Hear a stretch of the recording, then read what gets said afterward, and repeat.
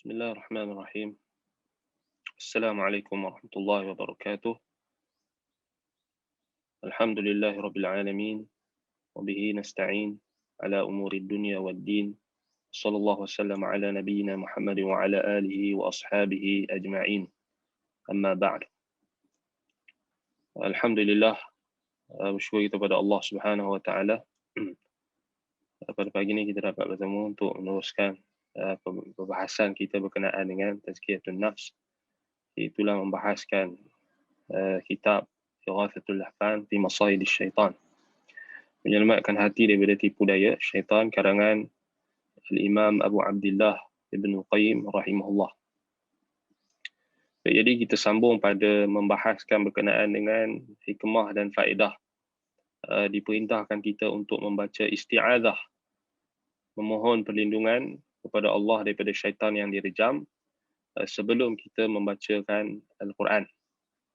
Baik, jadi kita sambung pada perkara yang ke-6, iaitulah kata Imam Ibn Qayyim rahimahullah, wa minha anna Allah subhanahu akhbara annahu ma arsala min rasulin wala nabiyyin illa idza tamanna alqa asy-syaitanu fi umniyatihi والسلف كلهم على أن المعنى إذا تلا ألقى الشيطان في تلاوته كما قال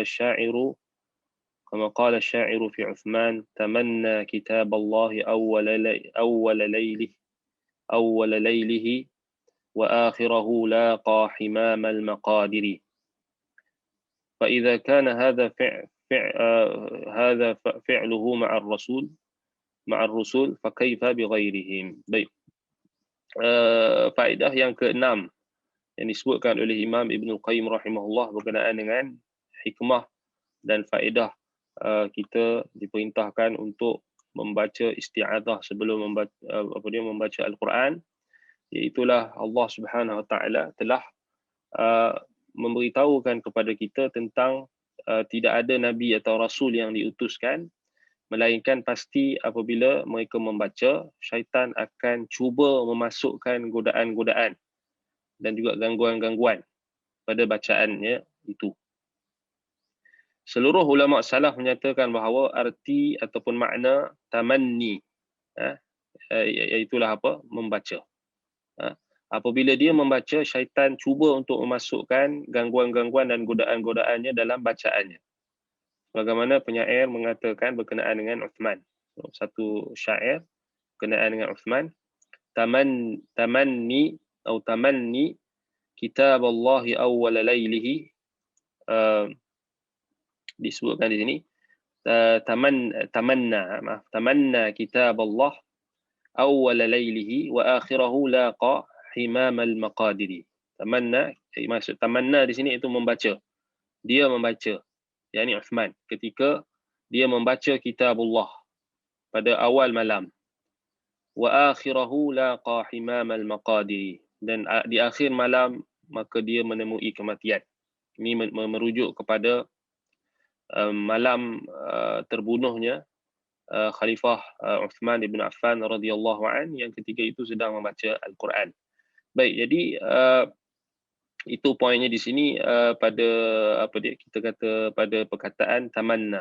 Sebab itu Allah Subhanahu wa taala dah sebutkan dalam surah Al-Hajj ayat 52 hingga 54 berkenaan dengan apa yang Imam Ibn Qayyim rahimahullah sebutkan di sini, iaitulah apa dalam ayat surah Al-Hajj ayat 52 hingga 54 Allah taala berfirman, wa ma arsalna min qablika min rasulin wala nabiyyin إلا إذا تمنى ألقى الشيطان في أمنيته فينسخ الله ما يلقي الشيطان ثم يحكم الله آياته والله عليم حكيم.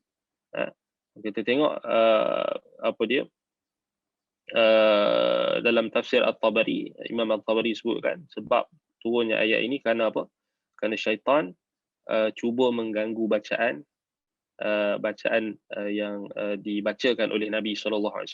Inna syaitan kana ulqiya ala lisanihi fi ba'di ma yatluhu mimma anzalallahu alaihi minal Quran ma lam yunazilhu Allah alaihi fashtadda dhalika ala Rasulillah sallallahu alaihi wasallam waghtamma bihi fasalahu Allah mimma bihi min zalika bihadhihi al-ayah. Maksudnya apa yang Imam Ibn Qayyim rahimahullah sebutkan ni berdasarkan ayat dalam surah Al-Hajj ayat 52.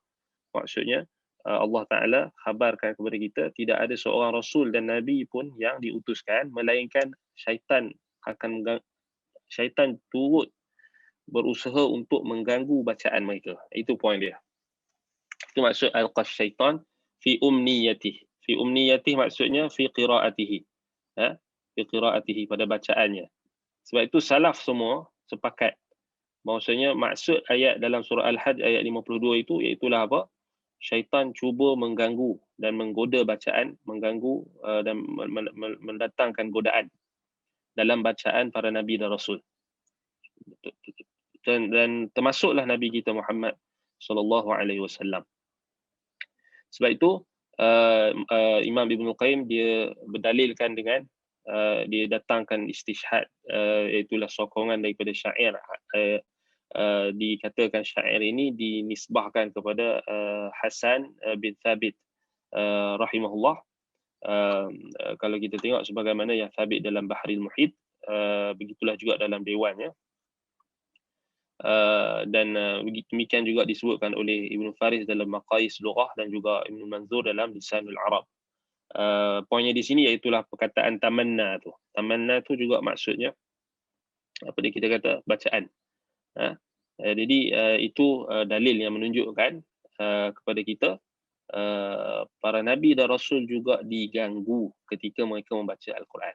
Cuma bezanya baca ayat yang lepas tu, fayansakhullahu ma yulqi syaitan thumma yuhkimullahu ayatihi.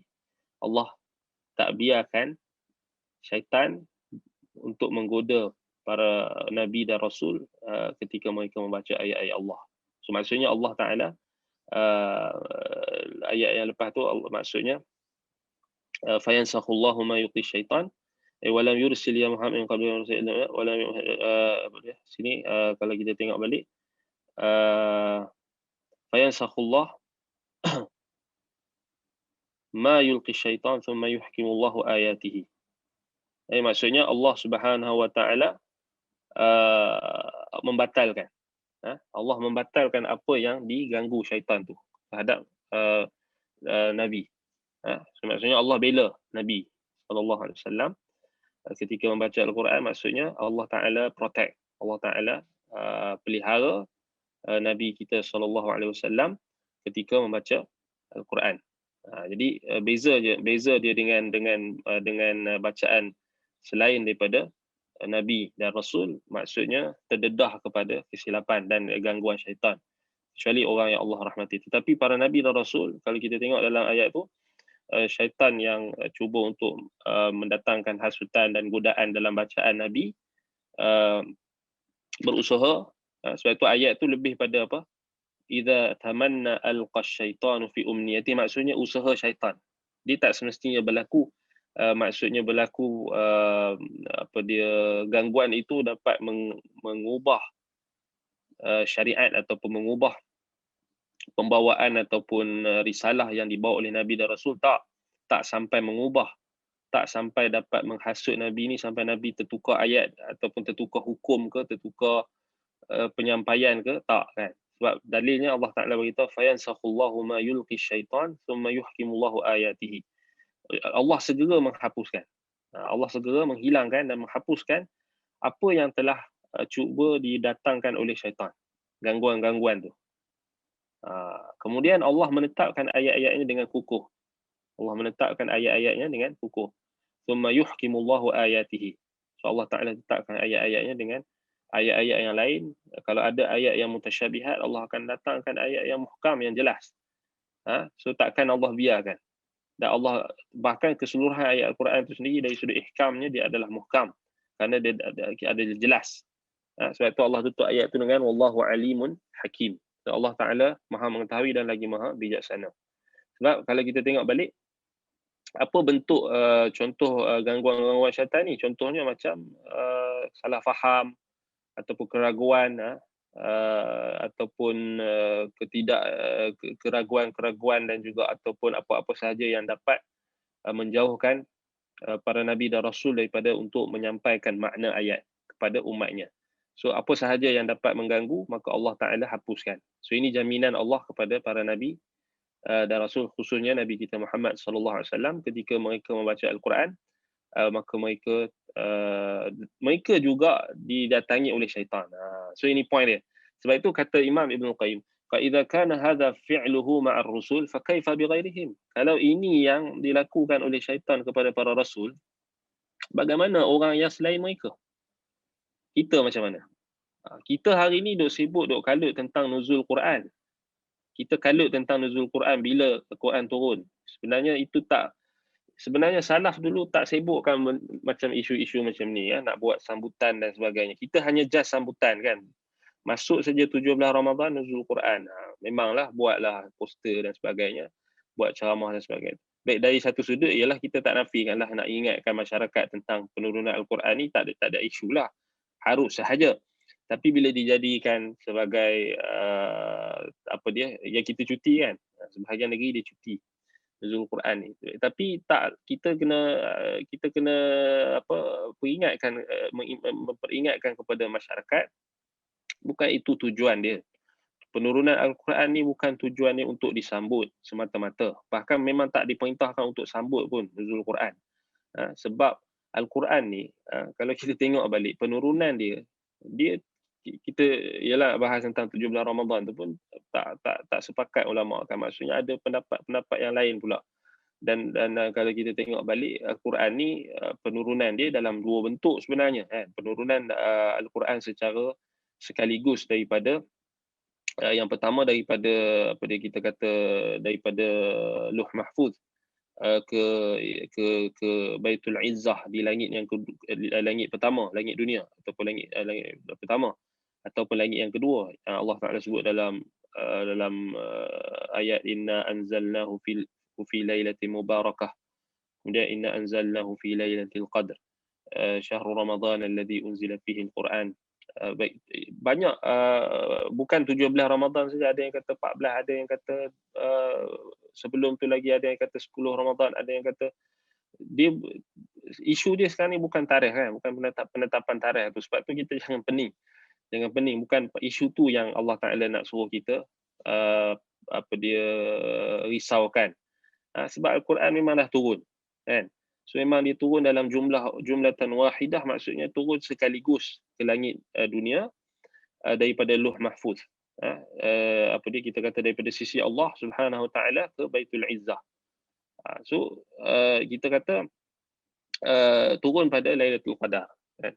So kalau kita tengok selepas itu barulah yang kedua turun secara munajjaman, mufarraqan, iaitulah turun secara beransur-ansur melalui perantara malaikat Jibril, turun kepada hati Nabi SAW dalam tempoh 23 tahun, turun secara peringkat-peringkat, beransur-ansur kan. So itu yang dalam surah surah Al-Isra, misalnya wa Qur'anan faraqnahu litaqra'ahu 'alan nasi 'ala mukthin wa nazzalnahu tanzila. Wa Qur'anan faraqnahu litaqra'ahu 'alan nasi 'ala mukthin wa nazzalnahu tanzila. Baik, jadi kalau kita tengok balik yang dibahaskan, sepatutnya adalah kita baca Quran tu. Maksudnya kita fokuskan untuk macam mana kita nak mentadaburi Al-Quran, macam mana kita nak mengamalkan Al-Quran, macam mana kita nak sedaya upaya untuk menegakkan hukum-hukum yang terkandung di dalam Al-Quran dalam diri kita, dalam masyarakat. Itu sebenarnya yang perlu difokuskan. Adapun hanya sebatas sambutan, kalau kita tengok sebatas sambutan, ialah sambutan, dia hanya sebagai ingatan, tetapi tidak dilihat Al-Quran tu sebenarnya bukan turun pada waktu-waktu tertentu semata-mata, tapi kita kena tengok Quran ni turun kepada Nabi Muhammad SAW berperingkat-peringkat dalam tempoh 23 tahun daripada usia Nabi SAW. Jadi bagaimana kita dengan Quran? Adakah kita Quran ini kita datang Ramadan saja baru nak baca, datang Ramadan saja baru nak ingat penurunan Al-Quran kan? Baru nak ingat tentang Tuhan kan? Satu lagi, orang yang mendakwa bahawasanya Allah tak di langit, Allah di mana-mana, Allah tidak bertempat. Baik, sekarang ni baru dia nak disebut nuzul Quran kan? Quran ni turun daripada siapa? Tu kita kata banyak kontradik kan dalam sebahagian orang kita ni. Dia punyalah marah, dia punyalah apa dia kita kata apa dia menuduh orang yang mengisbatkan sifat Allah, ketinggian Allah, sifat ketinggian Allah, sifat istiwa Allah di atas langit, di atas arasy, menuduh dengan tuduhan yang liar dan sebagainya. Tetapi tiba-tiba bila masuk nuzul Quran, dia pun cakap nuzul Quran, turun Quran. So masalahnya turun daripada siapa? Kan? Quran ni turun daripada siapa? Daripada mana? So Quran tu apa? Quran ni kalam Allah.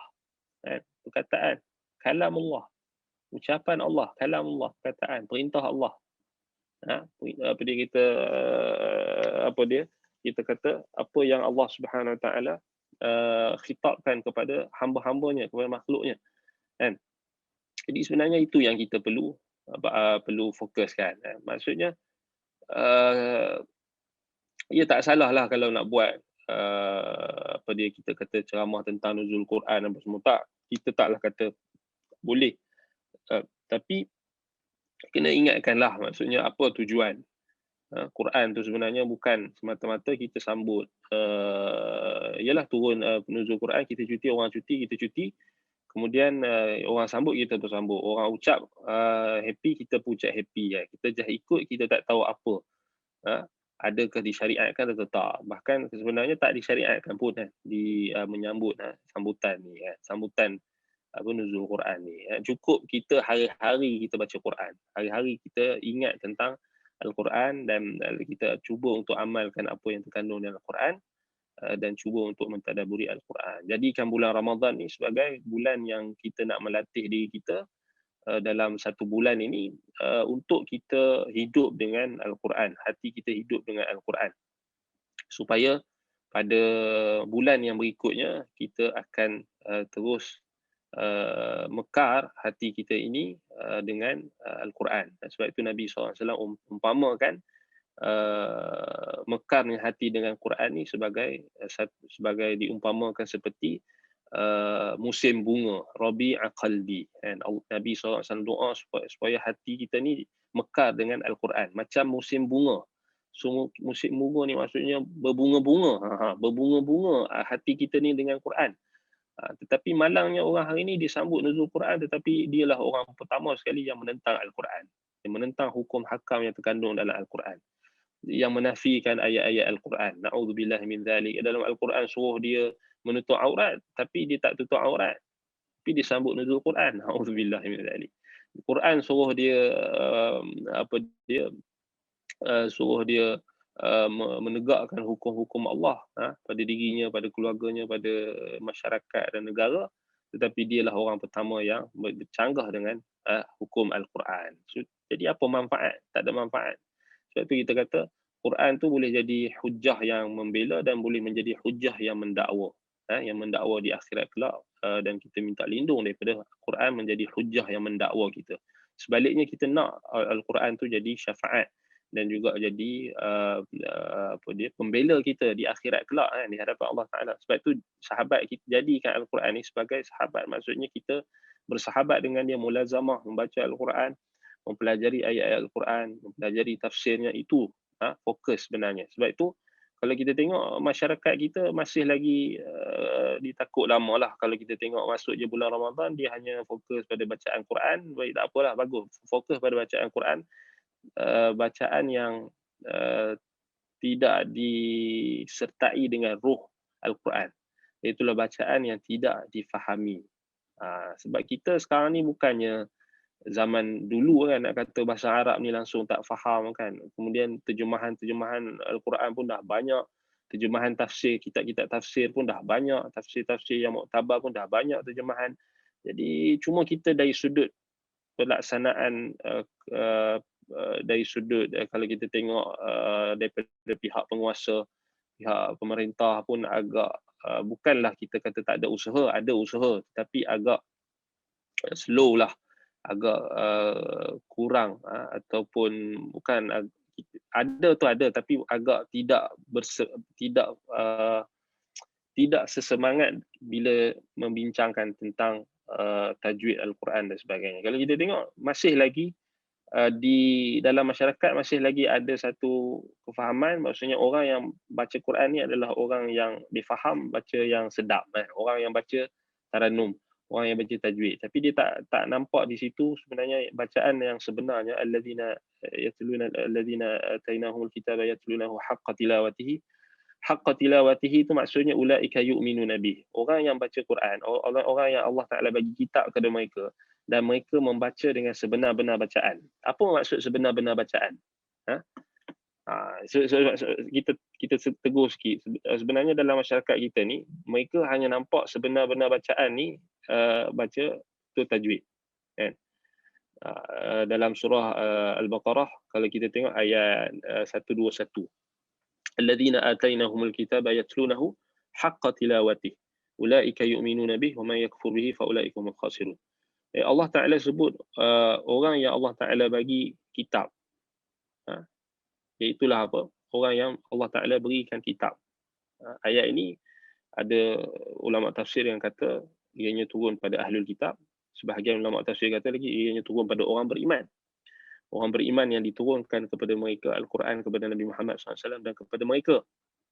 Dan kalau kita tengok balik, alladzina atainahumul kitab ini juga mereka adalah para sahabat Nabi.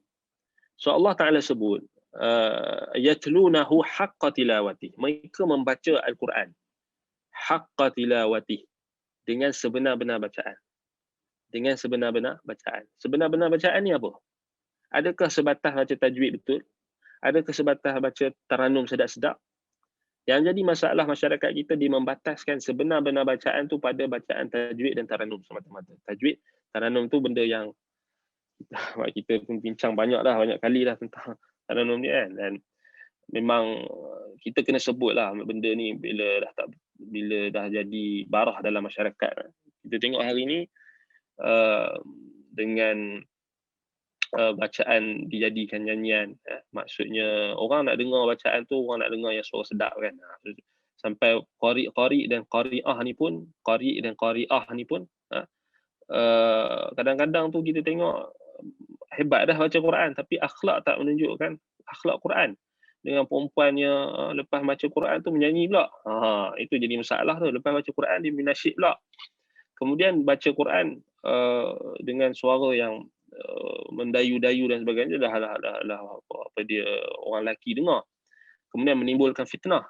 So bayangkan, cuba kita fikir sikit. Bayangkan kalau Nabi dan Rasul, Allah Taala sebut dalam surah Al-Hajj tadi, syaitan cuba untuk mengalihkan bacaan Nabi dan Rasul, khususnya Nabi Muhammad SAW. Bacaan tu syaitan cuba untuk kacau. Tiba-tiba kita yang bukan Nabi ni kita selamat. Pelik tak? Tak masuk akal. Tak logik. Nabi, Rasul, bila dia orang baca Quran, Allah Ta'ala kata syaitan berusaha untuk menyesatkan dan mendatangkan godaan dan hasutan. Tapi Allah hapuskan. Sebab itu kita diperintahkan isti'adzah. Kan? Tiba-tiba kita yang bukan Nabi dan Rasul ni selamat. Pelik tu. Tiba-tiba kita ni yang dah banyak dosa, banyak syahwat, banyak syubhat, dengan tak jaga matanya, dengan tak jaga mulutnya dan tak jaga anggota badannya, dengan fitnah zaman sekarang ni, buka saja gadget, buka saja peranti, ada saja macam-macam maksiat di hadapan yang ada masuk ke dalam telinga, muziknya, nyanyiannya, kemudian matanya. Dengan bulan Ramadan ni, na'udzubillah min zalik, teruk kita tengok zaman sekarang ni sampai tahap bila mana ada orang yang sampai tahap tak ada langsung sensitivity. Bila dah masuk bulan Ramadan ni, dia tak ada langsung rasa nak ada sensitivity terhadap nak menghormati bulan yang Allah Subhanahu Wa Taala muliakan. Na'udzubillah min zalik. Ini orang yang paling celaka sekali. Sebab macam kita tengok baru-baru ni bila ada yang ditularkan berkenaan dengan seorang pendakwah ataupun tak kiralah apa namanya, PU ke apa benda ke, pergi majlis buka puasa, kemudian baca doa dekat majlis, kemudian dalam tu ada diambil gambar bersama dengan orang yang membuka aurat dengan pakaian yang bertelanjang dengan teruk sekali, dan kemudian disebarkan ke dalam media, kemudian dianggap benda tu normal, kemudian ada pula orang backup. Na'udzubillah min dzalik. Ini teruk sangat. Sebab tu kita tengok macam mana kita nak Allah Taala nak angkat bala bencana daripada kita. Macam mana Allah Taala nak turunkan rahmatnya kalau kita dalam masyarakat kita masih ada lagi orang macam ni. Bahkan orang agama tadi pula pergi cakap benda tu tak jadi masalah. Astaghfirullah wa atubu ilaih. La ilaha illallah. La ilaha illa anta subhanaka inna kunna minadh dhalimin. Kita tengok tu kita dah jadi barah lah. Maksudnya balik-balik macam kita bahaskan tentang iman, masalah iman ni sebenarnya berpunca daripada masalah iman. Salah faham tentang iman. Mereka hanya nampak iman tu hanya amalan, iman tu hanya kepercayaan dan menafikan amalan daripada iman. Ini punca dia. Sebab tu dia tak jadi masalah bila dia ambil gambar dengan perempuan yang pakai macam mana sekalipun. Ni orang duk share pula apa dengan pondan pula, astagfirullah. Jadi kamu tu sebagai pendakwah, kamu boleh buat pilihan. Kalau orang jemput pergi hotel, orang jemput pergi baca doa ke bagi kita tazkirah, kamu boleh buat pilihan. Boleh buat pilihan untuk pergi atau tak pergi. Betul tak? Kita boleh buat pilihan. Orang nak jemput kita, kita boleh buat pilihan. Kita boleh tanya, kita ada hak untuk tanya. Majlis itu majlis macam mana? Takkanlah seorang pendakwah terlampau naif, terlampau senang untuk ditarik hidungnya, dicucuk hidungnya, sampai tak ada langsung nak alert dengan benda-benda maksiat dalam majlis buka puasa dan sebagainya. Sebab itu orang yang macam ni orang yang tak layak untuk jadi pendakwah. Kerana dia tak faham apa itu dakwah. Tak faham apa itu dakwah. Orang cakap dia pergi tu untuk dakwah. Salah. Bukan dakwah. Walaupun dia kata untuk dakwah, bukan dakwah. Sebab benda tu jelas-jelas maksiat. Kita boleh tolak untuk ambil gambar. Itu paling minimum. Tapi kenapa dibiarkan juga? Man ra'a minkum munkaran falyughayyirhu bi yadihi fa in lam yastati' fa bi lisanihi fa in lam yastati' fa bi qalbihi wa dhalika adhaful iman.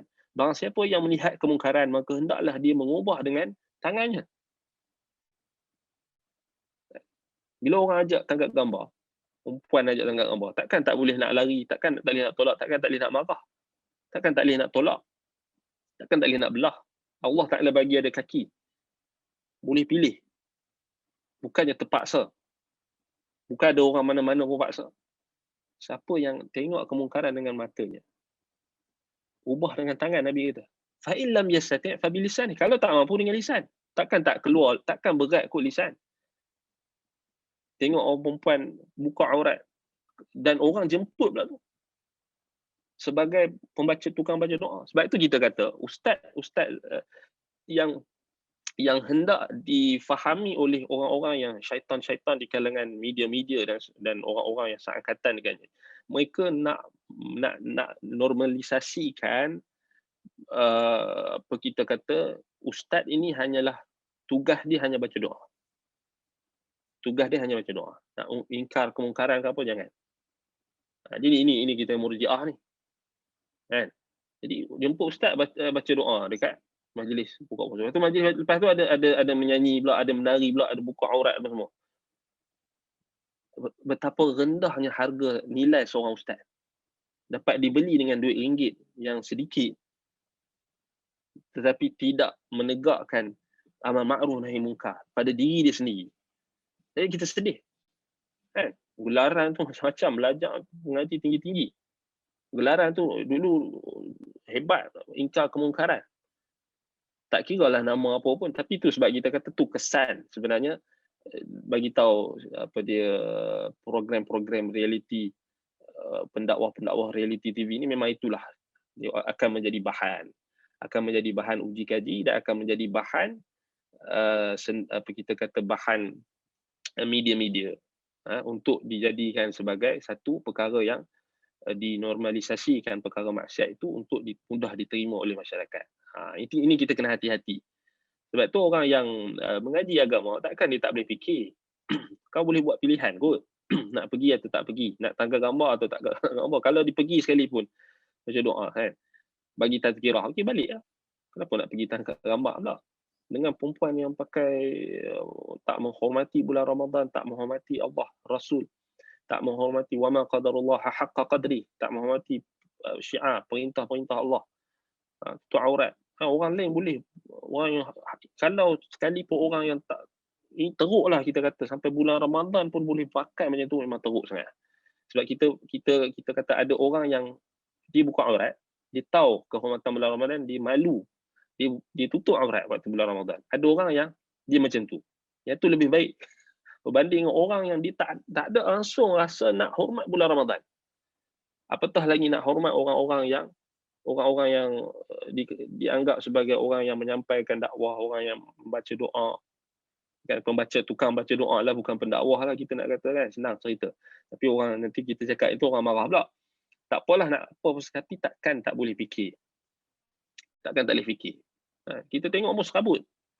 Kan? Kita tengok pun serabut. Pasal apa? Pasal kita kata benda tu dikaitkan dengan dakwah pula. Salah. Sebab itu dakwah ni dia bukan yang difahami oleh semua orang. Asal niat saja kita boleh dakwah. Niat saya nak dakwah. Saya pergilah dekat tempat orang buat maksiat, niat saya nak dakwah. Dakwah bukan macam tu. Dakwah ni Nabi Allah Ta'ala perintahkan Nabi SAW, "Qul hadhihi sabili ad'u ila Allah ala basiratin ana wa man ittaba'ani." Dakwah ni atas dasar basirah, atas dasar ilmu. Zaman Nabi, ada tak tempat-tempat maksiat? Ada tak tempat-tempat pelacuran? Ada saja. Zaman Nabi. Kalau tak turun dalam surah An-Nur tu. Allah Ta'ala larang orang-orang munafik untuk jadikan hamba sahaya jariah mereka sebagai, ataupun hamba sahaya perempuan mereka itu sebagai dipaksa untuk melakukan pelacuran. Ada. Nabi pergi ke tempat pelacuran? Nabi pergi ke atas dakwah? Tak langsung. Tak. Salah orang yang kata pergi tempat maksiat untuk dakwah ni, semua orang yang salah. Totally salah. Tak, dakwah bukan macam tu. Dakwah bukan macam tu. Apa alasan sekalipun tak boleh terima. Tak boleh. Sebab tempat maksiat adalah kita kata madhannu su', tempat yang berleganya kejahatan. Madhannu at-tuham, at-tuhmah wal fitan, tempat yang berleganya fitnah, tempat yang berleganya tuhmahan. Seorang pendakwah dia kena jaga, yang pertama dia kena jaga nama dia. Seorang pendakwah dia kena jaga nama, dia kena jaga tanggungjawab yang dibawa. Sebab menutup pintu-pintu yang boleh membawa kepada tuhmahan dan fitnah adalah antara tujuan syariat. Panggil apa? Sadduz zari'ah. Sebab itu mana ada kita dengar sahabat pergi dakwah dekat tempat-tempat maksiat. Yang mereka pergi, kalau kita tengok ulama-ulama salaf dulu, mereka pecahkan botol-botol arak apa semua tempat-tempat maksiat. Bukan pergi duduk sekali. Macam Ibnu Taimiyah pergi dia pecahkan botol-botol arak. Tu ingkar mungkar. Kan? Ini dia pergi duduk pula, pergi tangkap gambar selfie pula, pergi tangkap gambar dengan orang buka aurat. Itu bukan dakwah. Itu dakwah. Allah musta'an. Kita tengok teruk kalau pendakwah macam tu, teruklah. Nak harap apa lagi dengan orang awam, dengan orang biasa. Kalau pendakwah pun boleh bagi alasan untuk dakwah. Salah tak? Fail dalam dakwah. Lepas tu akan mulalah datang alasan-alasan yang lain. Tak betul. Dalam kalau kita tengok balik tak betul. Memang tak ada, kita kata tak ada kita kata satu pun perkara yang dalam prinsip-prinsip dakwah yang membenarkan perbuatan tersebut. Tak ada, carilah. Tak ada. Bahkan yang menegah dan melarang itu lebih. Bila Nabi suruh kita, bila tengok kemungkaran, kita ubah dengan tangan, lisan dan juga hati. Jadi bila dia dah pergi duduk bersama dengan orang-orang yang buat maksiat tadi tanpa dia tegur, dan bahkan dia pergi pula macam zaman sekarang, dia ambil gambar lagi lah, bawa tuhmah orang. Kan? Jadi bila dia tangkap gambar tu, mana benci dia dengan hati? Tak ada lah. Belah je lah. Kalau kau dah belah, buat apa kau nak duduk dengan orang kau aurat macam tu? Kau pergi promote pula, ada muka kau. Jadi dia dapat dosa tu. Dapat dosa, bukan dapat pahala. Sebab telah membuka jalan untuk orang lain tengok aurat perempuan. Kan? Media satulah, media memang kita tahulah memang alat-alat syaitan juga. Memang itu tujuan mereka. Nak cari publicity dan sebagainya. Sebab tu kita kata memang ini tak betul lah. Sebab kita tengok tu pasal pakai nama dakwah tadi. Itu pantang lah pakai. Kalau pakai nama dakwah ni pantang. Bagi alasan dakwah tu memang sebab apa? Sebab kita bila kita tengok benda-benda yang dikaitkan dengan dakwah, kita tak boleh duduk diam. Kita tegur. Kita tegur. Dan benda ni banyak kali dah kita tegur isu-isu berkenaan dengan apa? Pendakwah-pendakwah segera ni kan, yang mereka hanya masuk dalam program-program tertentu kemudian buat fitnah dalam dakwah. Na'udzubillah min dzalik. Jadi masyarakat yang tak faham memanglah dia orang ikut suka hati dia orang lah nak cakap kan. Dia kata dakwah dan sebagainya, tapi mereka tak tahu apa itu dakwah pun tak tahu. Right. Baik, sebab itu kalau kita tengok balik, puncanya kerana kita membataskan bacaan Quran tu hanya dibaca dengan bacaan semata-mata. Doa pun hanya jadi bacaan ritual. Tak faham pun. Kan dalam doa tu Rabbana atina fid dunya hasanah wa qina adzabannar, wa qina adzabannar tu buka aurat. Dia tak tahu ke aurat tu, buka aurat tu akan membawa dia kepada neraka. Tak faham lah. Baca doa tak faham. Kan? Baca doa bismillah. Rabbana atina fid dunya hasanah wa fil akhirati hasanah wa qina adzabannar. Buka aurat. Tak faham. Kan? Kemudian ada pula menyanyi pula, ada muzik pula. Satulah. Sebab dah jadi orang kita kata dah benda tu dah normal. Pendakwah pun akui, tak tegur, tak ingkar kemungkaran. Dengan hati pun tak ingkar. Kalau dengan hati pun tak ingkar macam mana? Memang tak ada iman. Tak ada iman. Memang dia masuk dalam kategori murjiah. Tak ada apa kebaikan kita nak harap. Kan? Lepas ni orang akan macam tu, kita kata macam dulu lah, pergi tempat pelacuran, pergi ke atas alasan dakwah. Tempat kan banyak lagi tempat. Kenapa kita nak kena pergi nak jaga hati orang yang segelintir minoriti orang yang buat maksiat tu, kita nak cari redha mereka. Dakwah untuk mencari redha Allah, bukan cari redha orang yang buat maksiat tu. Orang yang buat maksiat tu lah yang kena apa kita kata kena kembali kepada jalan Allah. Dia boleh pilih sama ada dia nak kekal kat tempat maksiat tu pun dia nak tinggalkan tempat maksiat tu. Kan? Jadi tak betul lah kan. Kalau pergi kita kata tempat-tempat macam tu, maksudnya kena ingkar. Kalau dah atas tanggungjawab dia, kemudian pergi. Apabila tengok ayat-ayat Allah dipermainkan, apabila tengok perintah-perintah Allah dipermainkan, Allah Ta'ala suruh apa? Fa'arid anhum. Berpaling. Jangan duduk. Fala taq'ud ma'ahum hatta yakhudu fi hadithin ghair. Jangan duduk bersama mereka. Jelas kan dalam Quran Allah Ta'ala larang. Kalau kita tengok ayat-ayat Allah dipermainkan, dipersendakan. Ini termasuklah bulan Ramadan. Orang buka aurat dengan pakaian yang melampau. Bulan Ramadan. Takkan tak faham kot. Takkan tak ada orang yang buka aurat. Dia boleh hormat. Dia tahu bulan Ramadan. Dia tutup juga kepala dia. Dia tutup, dipakai dengan sopan. Kita tahu ada orang dia segan. Itu malu, al-haya' minal iman. Dia ada iman lagi. Tapi ini orang yang bulan Ramadan nak buka puasa boleh pakai macam tu. Ini tak ada iman lagi kata. Tak ada iman. Tapi Murji'ah bagi dia ada iman kuat. Sebab apa? Sebab mereka nampak iman tu tak boleh dimudaratkan oleh maksiat. Buka aurat pun iman tetap kuat. Ini kita kata punca dia. Jadi ustaz, walaupun dia tangkap gambar dengan orang yang buka aurat, iman ustaz tu tetap still kuat. Ini bodoh ni namanya. Ini bercanggah dengan nas, bercanggah dengan Quran dan Sunnah.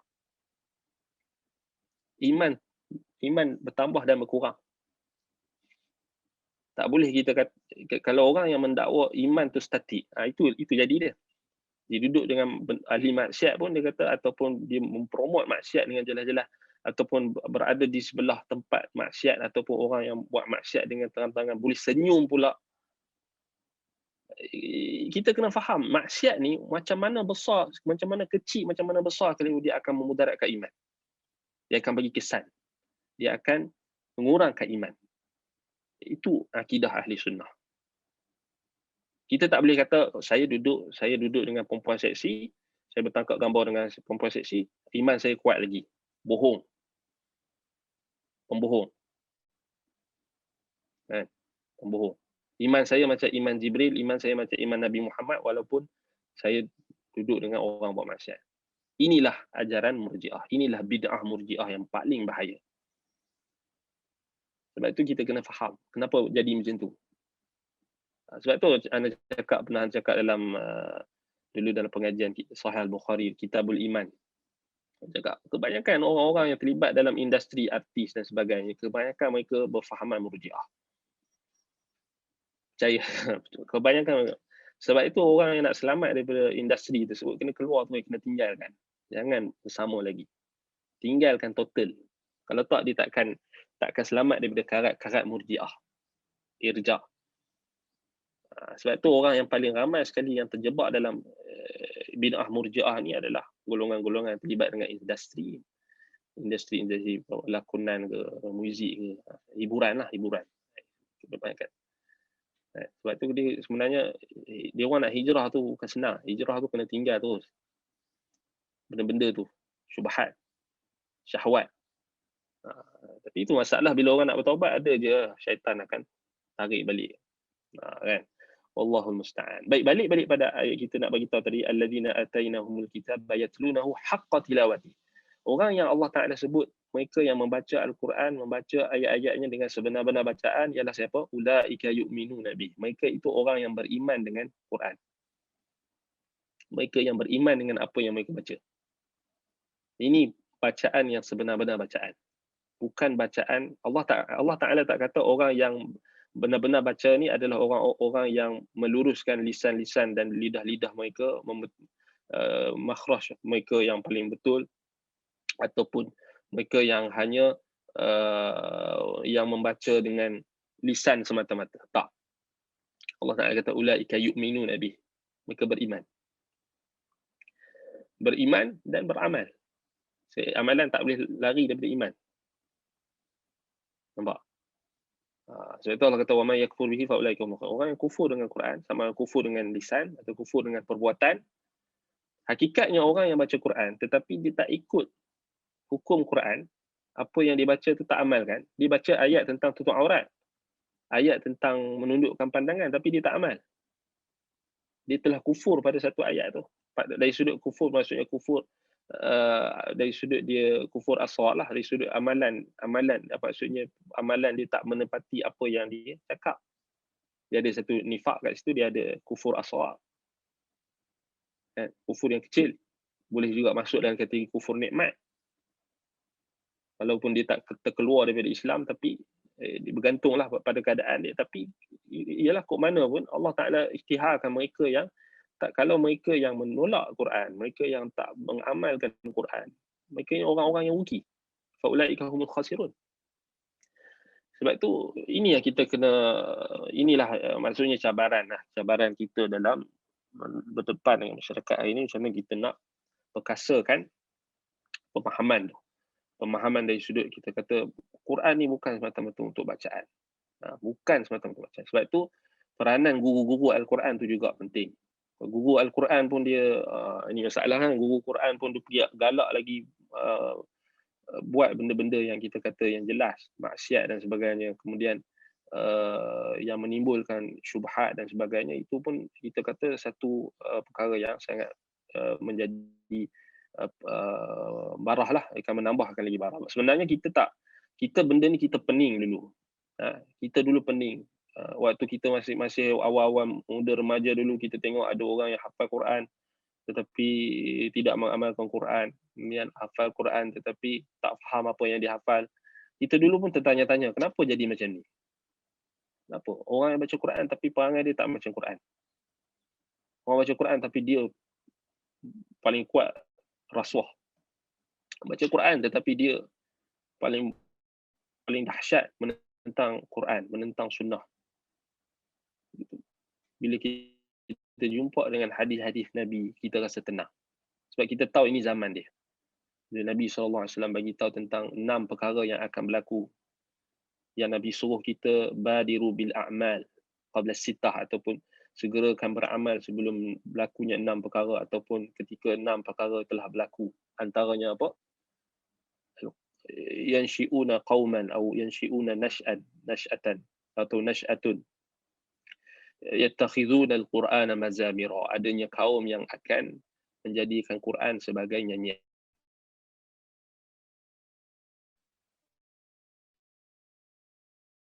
Nabi dah bagi tahu. So ini kenyan. Itu punca dia. Sekadar dia nak dengar sedap. Ini masalah dia. Sebab tu kalau kita tengok balik, dia itu bukan termasuk dalam bacaan yang sebenar-benar bacaan. Sebenar-benar bacaan itu bacaan dengan difahami, diimani, diamalkan. Itu penting. Baik. Jadi sebab itu kalau kita tengok balik, bayangkan kalau Nabi dan Rasul pun syaitan datang, tiba-tiba kita selamat. Bohong lah. Sebab tu yang dia cakap, tak logik. Tak, kita sekarang ni dalam surah Al-Hajj tadi yang Imam Ibn Qayyim sebut dalam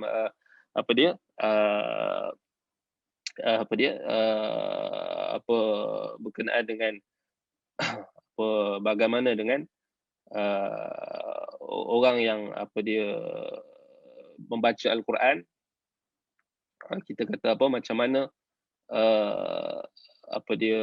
syaitan mendatangkan gangguan tadi. Maksudnya Nabi dan Rasul pun tak terlepas.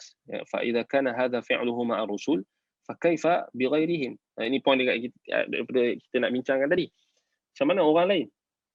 Tiba-tiba kita ni yang bukan Nabi dan Rasul, tiba-tiba kita selamat. Bohong lah. Kita lagi teruk lah.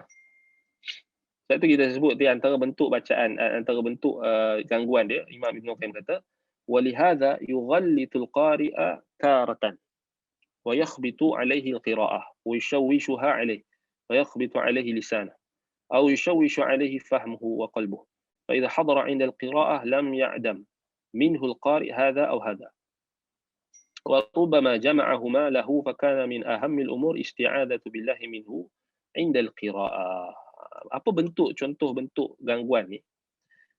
Sebab itu kalau kita tengok balik, kadang-kadang syaitan ni dia akan datang, dia akan menjadikan qari yang membaca tu salah baca. Ataupun menjadikan bacaannya bercampur-campur. Ataupun mengganggunya sehingga lidahnya tu tergelincir. Sabqul lisan ni banyak. Atau mengganggu fikiran dan hatinya ketika baca. Bila seorang mula baca, salah satu dari godaan-godaan ini tak akan terhindar darinya, atau bahkan semua yang godaan dan gangguan ni boleh datang.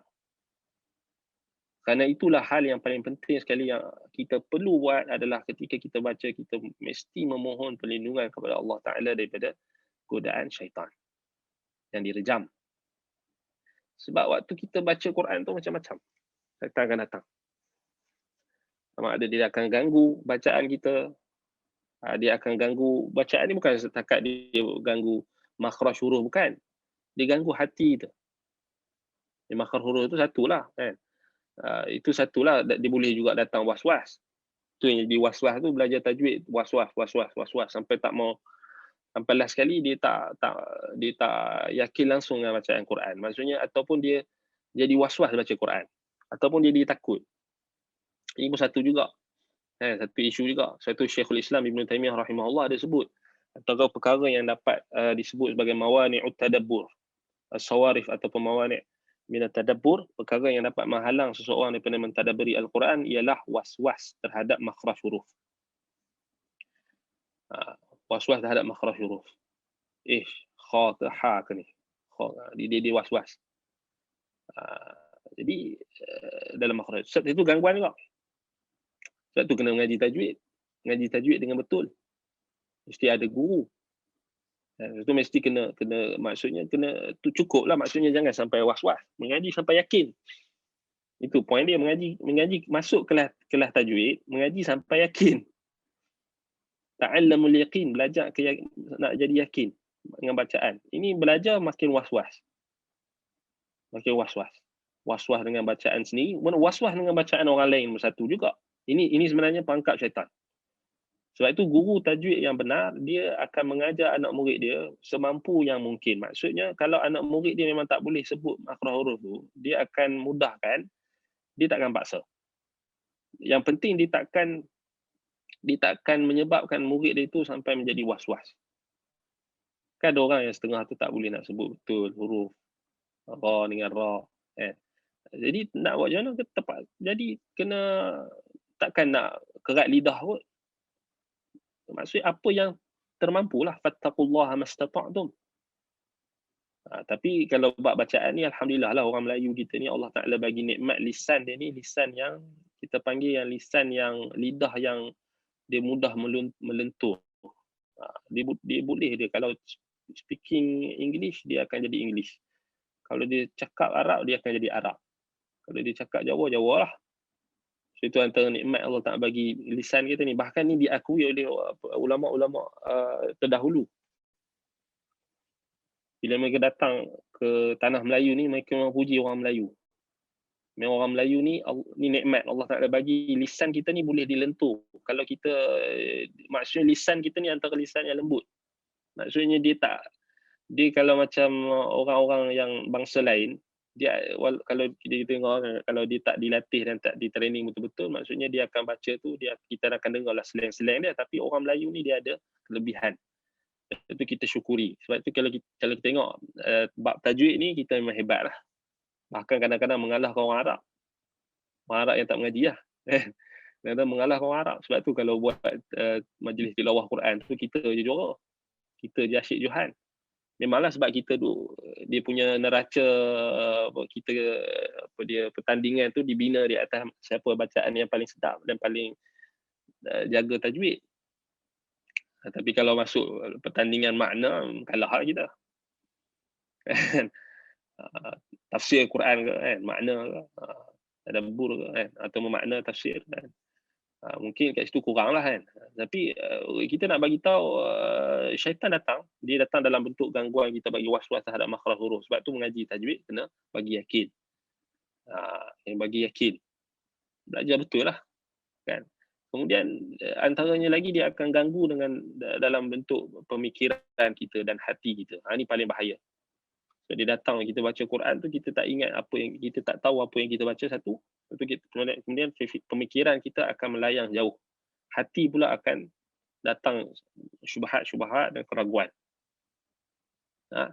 Dan kalau itu sebab tu kita kata seseorang tu tak akan boleh selamat daripada gangguan-gangguan tersebut melainkan dengan dia berpaut dan memohon perlindungan kepada Allah Subhanahu wa taala dengan meminta pertolongan dengan isti'adzah. A'udzubillahi minasyaitonirrajim.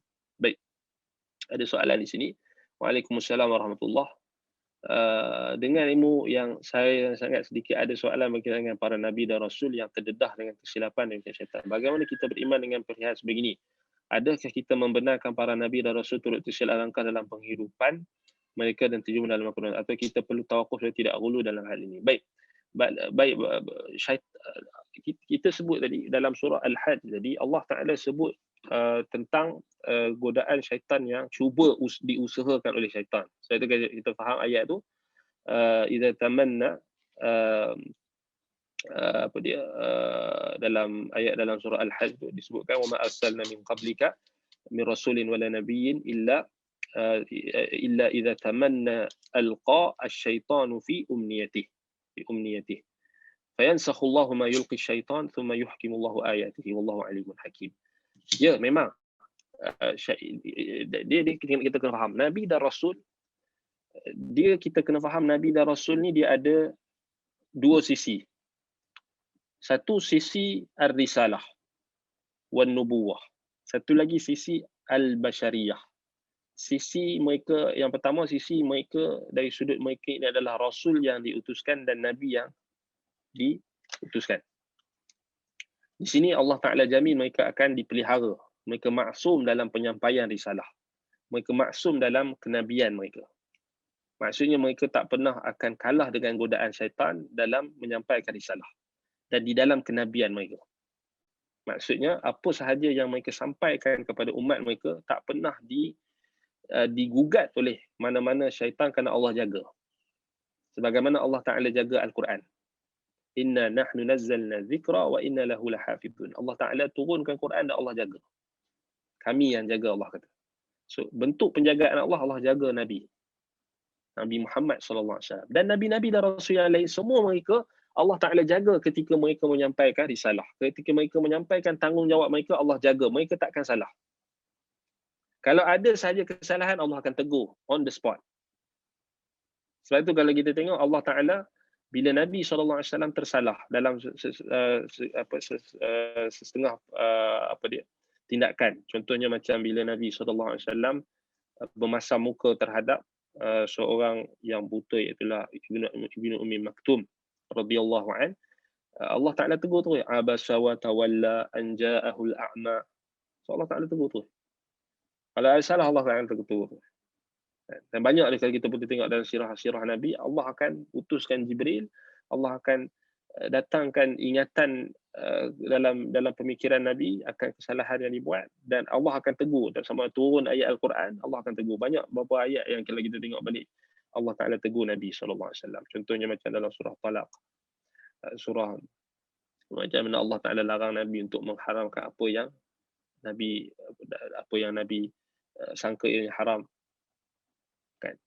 Dan banyak perkara. Sebab itu dari satu sisi kita kena faham Nabi ni mereka di ismah kemaksuman mereka pada risalah, pada kenabian dan kerasulan mereka itu memang terpelihara. Ini kita kata tak ada keraguan. Adapun dari sudut basyariah, dari sudut kemanusiaan mereka, memang Allah Ta'ala sengaja jadikan Nabi ni ada kesalahan, ada kekurangan dari sudut sifat mereka kemanusiaan. Yang pertama, kerana Allah Ta'ala nak bagi tahu dekat kita, mereka bukan Tuhan. Mereka bukan semi-God ke, bukan demi-God ke, bukan separuh Tuhan ke, bukan separuh dewa ke, mereka manusia. Mereka tidak berhak untuk mendapat sifat-sifat ketuhanan yang sempurna. Itu hikmah dia. Kenapa Allah Ta'ala utuskan Nabi-Nabi daripada manusia? Sebab itu Allah tak turunkan Nabi daripada malaikat. Allah tak jadikan Rasul ni malaikat. Allah utuskan di kalangan manusia. Sebab Allah Ta'ala nak izharkan, Allah nak zahirkan bahawasanya Nabi-Nabi ni bukan Tuhan. Aku saja Tuhan. Aku saja Tuhan, Allah Ta'ala kata. Qul huwallahu ahad, Allahus samad, lam yalid wa lam yulad wa lam yakul lahu kufuwan ahad. Lam yattakhidh waladan wala sahibatan wala syarik. Tak ambil sekutu, tak ada sahabat. Dia saja Tuhan. So Allah Ta'ala nak zahirkan dari sisi kemanusiaan, memang Nabi-Nabi ni ada sebab itu ulama bahaskan Nabi-Nabi ni ada dosa kecil atau tak. Dosa besar dia orang tak ada. Sepakat. Kesyirikan mereka tak terlibat. Dosa-dosa kecil itu ada khilaf di kalangan ulama. Sebab itu sebahagian ulama kata Nabi-Nabi ada dosa-dosa kecil tetapi mereka tak berterusan dalam dosa-dosa kecil tu. Sebab apa? Mereka buat juga dosa, tapi bukan dosa yang melibatkan risalah tadi, bukan melibatkan tanggungjawab mereka, tapi dosa, sebab nak jadi contoh ikutan untuk kita. Kalau Nabi-Nabi tak ada dosa, tak ada langsung dosa, maksudnya even dosa kecil pun tak ada, macam mana kita nak contohi mereka? Sebab itu Nabi SAW sendiri, Nabi bangkit malam. Kan? Sedangkan Aisyah kata, engkau telah diampunkan dosa engkau yang terdahulu yang akan datang. Nabi kata, afala aku abdan syakura. Tak bolehkah aku jadi hamba yang bersyukur? Kemudian Nabi SAW beristighfar 100 kali sehari. 70 kali sehari. Daripada dosa. Sebab Allah Ta'ala nak tunjukkan kepada kita macam mana jadi seorang manusia, macam mana jadi seorang hambanya. Kena harapkan ampunan dia. Sebab itu Nabi Adam AS. Nabi-Nabi yang dia ada, dia punya kesalahan dia yang Allah Ta'ala ampunkan. Nabi Yunus, Nabi kita SAW sendiri. So Allah Ta'ala jadikan ada kesilapan kecil itu sebab dosa-dosa kecil yang tidak berterusan mereka lakukan itu sebagai contoh untuk kita ikuti. Macam mana kalau kita terjebak dalam dosa dan maksiat. Sebab itu kalau kita tengok balik, tak ada isu. Dia bila kita isbatkan tentang Nabi-Nabi ni ada dosa kecil, walaupun ada khilaf di kalangan ulama, Tetapi yang sahihnya memang Nabi-Nabi ada dosa-dosa kecil yang tidak berterusan mereka lakukan, tidak menggugat dan menggugat kemaksuman mereka dalam penyampaian risalah. Itu kita kena faham. Sebab apa mereka still ada dosa? Sebab mereka adalah manusia. Sebab mereka adalah manusia. Sekarang Nabi kata, Allah Ta'ala sebut, Ya bena Adam, innakum tukhti'una bil-laili wan-nahar. Wahai anak Adam, kamu melakukan kesalahan siang, malam, pagi, petang. Baik, Nabi-Nabi termasuk anak Adam tak? Nabi-Nabi termasuk anak Adam. So kat situ kalau kita tengok balik dalam hadis qudsi itu jelas. Banyak sebenarnya dalil-dalil yang menunjukkan maksudnya Nabi-Nabi ada dosa-dosa kecil yang mereka tak berterusan, yang Allah ampunkan, yang Allah jadikan mereka buat dosa itu untuk dijadikan contoh, teladan untuk orang yang umat-umat mereka yang datang kemudian. Betul tak? Jadi memang ada perbahasan. Tapi kita kata kita tak kata kita tak membenarkan tohmahan terhadap risalah yang mereka bawa. Sebab tu kita kata itu cara kita beriman. Sebab tu ni dalam perbahasan kemaksuman para Nabi dan Rasul. So ini memang dibahas lah. Ada ulama yang kata memang Nabi maksum daripada segala jenis dosa. Itu satu pendapat. Satu lagi ulama yang membahagikan Nabi maksum daripada kesyirikan, kekufuran. Maksum daripada tersalah dalam menyampaikan risalah. Terpelihara. Tetapi ada khilaf dalam dosa kecil. Itu ada khilaf. Sebab itu kita kena faham benda tu memang dibahaskan oleh ulama. Memang tak, kalau ulama yang isbatkan Nabi-Nabi pun ada kesalahan,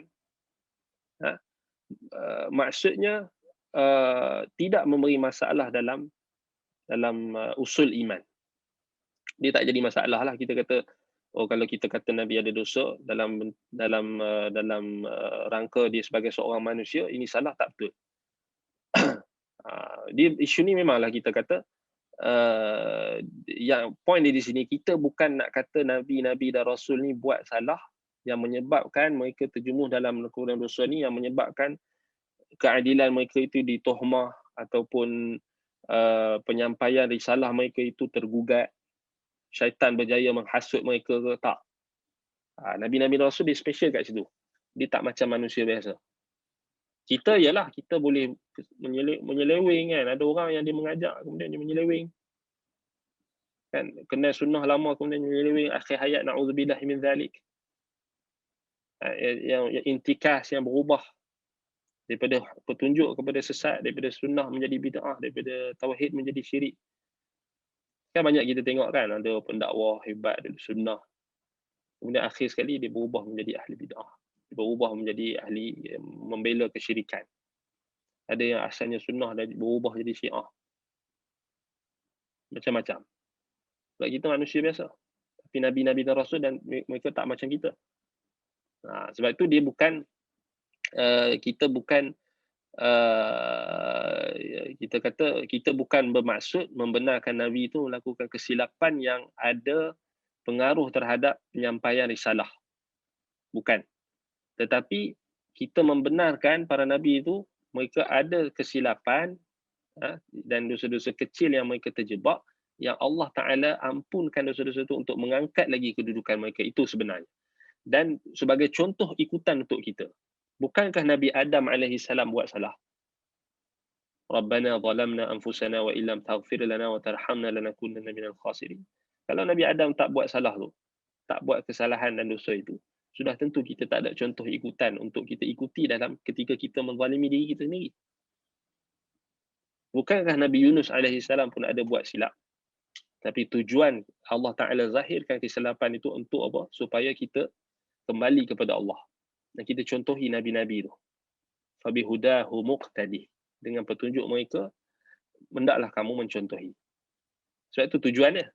Sebab itu kita kena betulkan lah. Bukan maksudnya kita kata Nabi-Nabi ada dosa macam kita, sehingga dapat menyelewengkan agama ke, menyelewengkan risalah ke, tak. Kita ialah kita, kalau orang kita buat salah, dia menyelewengkan terus agama. Menyelewengkan macam tadi dah kita sebut tadi, menyelewengkan nas-nas, menyelewengkan agama, menyelewengkan Quran. Tapi Nabi-Nabi tak macam tu. Nabi-Nabi dan Rasul maksum. Itu maksud mereka maksum tu. Itu kita kena faham. Ya, dalam lebih daripada itu kita tawakuf lah. Lebih daripada itu, apa dosa-dosa yang Nabi buat, tak ada, itu tawakuf lah. Kan? Itu nanti jadi ghulu pula. Sebab tak dibahas kan. Tapi kalau kita belajar sirah Nabi, kita belajar tentang Quran, memang ada lah apa yang Allah Ta'ala tegur. Tapi kesalahan tak ada dalam bentuk syaitan dapat mendominasi Nabi-Nabi ni, dapat hasut Nabi ke, dalam penyampaian risalah tu menyeleweng ke, tak. Tak berlaku kat situ. Situ maksum. Itu kita kena faham. Kan? Adalah apa dia, kalau kita tengok perkara-perkara yang berlaku pada Nabi SAW, kesilapan dan sebagainya, Allah Ta'ala tegur dan juga Allah Ta'ala jadikan sebagai contoh untuk kita. Sebab tu mereka manusia.